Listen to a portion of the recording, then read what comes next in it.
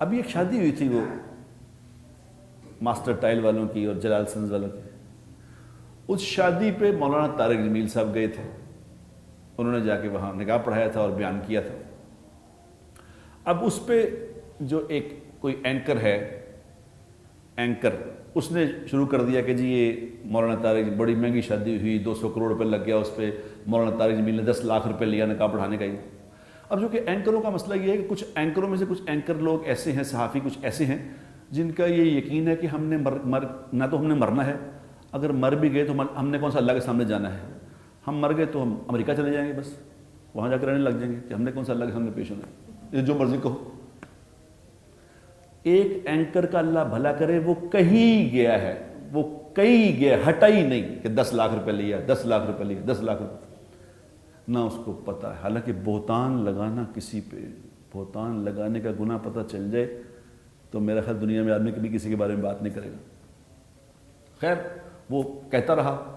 اور ہندوستان کے ایک بزرگ ہیں مولانا سجاد نعمانی صاحب، انہوں نے کہیں وہ پڑھا تو بڑے دکھ سے انہوں نے ایک بیان کیا کہ یہ کیا ہوا ہے، اس میں اتنا پیسہ لگا دیا اور مولانا طارق جمیل کو وہاں کیوں شریک ہونا نہیں چاہیے تھا. انہوں نے اس پہ بات کی.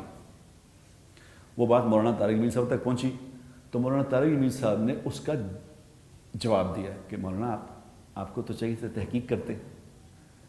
یہ صحافیوں کی، اینکروں کی بات پہ آپ نے، میڈیا کی بات پہ یقین کر لیا. میڈیا تو جھوٹ ہی جھوٹ ہے سارا، اللہ ماشاء اللہ. آپ نے مجھ سے کیوں نہ پوچھا؟ آپ نے جھوٹ پہ کیسے اپنا ساری بات کر دی؟ میں نے کوئی پیسہ نہیں لیا وہاں جانے کا. وہ تو میرے 28 سال سے دوست تھے، ان کے گھر جانے.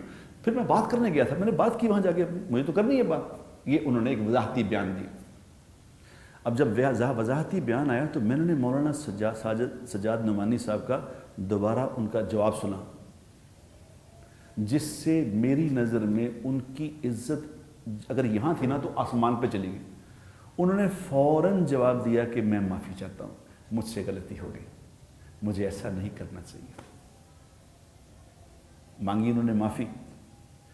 سمجھایا پوری امت کو کہ کبھی کسی سے اگر کوئی اونچ نیچ ہو جائے تو غلطی سے کوئی بات ہوئے تو معافی مانگ لیا کرو. یہ سمجھایا انہوں نے پوری دنیا کو. ہم معافی مانگتے ہیں؟ بتاؤ. ہمارے لیے سب سے بڑا مسئلہ ہے کہ میں کوئی غلط بات کر کے اسے معافی مانگ لوں. کس طرح ہو سکتا؟ بٹ جو ہے اٹ صرف ڈائی جاؤ. یہ باتیں میں نے عربوں میں دیکھی ہے. عرب ایسے بڑی قوم نہیں بنے. وہ کوئی بات کر دیں، اگر ان کو پتہ چل جائے کہ جو میں نے کہی تھی بات وہ غلط ہے، فوراً کہیں گے میں معاف کر دوں، معافی دے دوں. یہ دوبارہ میں نے ہندوستان والوں میں دیکھا. اللہ ان کے درجے بلند کرے، اللہ ان کو بہت جزائے خیر دے. بڑا دل ٹھنڈا کیا میرا سجاد نعمانی صاحب.